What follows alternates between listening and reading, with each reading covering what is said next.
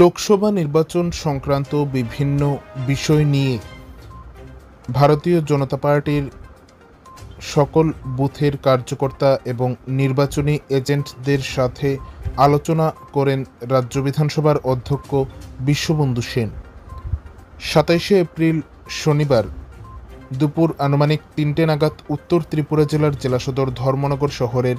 পদ্মপুরস্থিত ভারতীয় জনতা পার্টির উত্তর ত্রিপুরা জেলা কার্যালয়ে এই আলোচনা সভা করেন ধর্মনগরের বিধায়ক তথা রাজ্য বিধানসভার অধ্যক্ষ বিশ্ববন্ধু সেন। উল্লেখ্য, লোকসভা নির্বাচন শেষ হওয়ার পর উত্তর ত্রিপুরা জেলার বিভিন্ন এলাকা যেমন ধর্মনগর, বাগবাসা,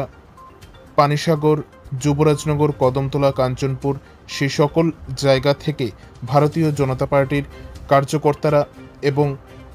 লোকসভা নির্বাচনের নির্বাচনী এজেন্টরা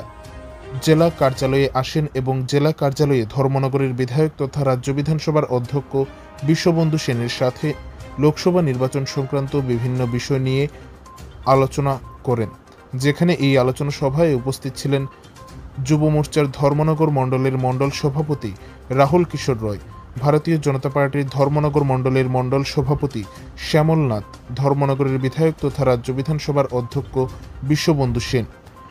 এই আলোচনা সভায় মূলত লোকসভা নির্বাচনে কোনো জায়গায় বা কোনো এলাকায় ভোট দিতে গিয়ে কোনো রকমের কোনো সমস্যা হয়েছে কিনা জনগণদের, বা নির্বাচনকে কেন্দ্র করে নির্বাচনী এজেন্ট এবং ভারতীয় জনতা পার্টির অন্যান্য কার্যকর্তাদের কোনো সমস্যা হয়েছে কিনা সেই সকল বিষয়ে অবগত হন রাজ্য বিধানসভার অধ্যক্ষ বিশ্ববন্ধু সেন। পাশাপাশি এই লোকসভা নির্বাচনটি উত্তর ত্রিপুরা জেলার সকল এলাকায় শান্তিপূর্ণভাবে হয়েছে কিনা সে বিষয়েও নির্বাচনী এজেন্টদের কাছ থেকে তিনি বিস্তারিতভাবে জানেন।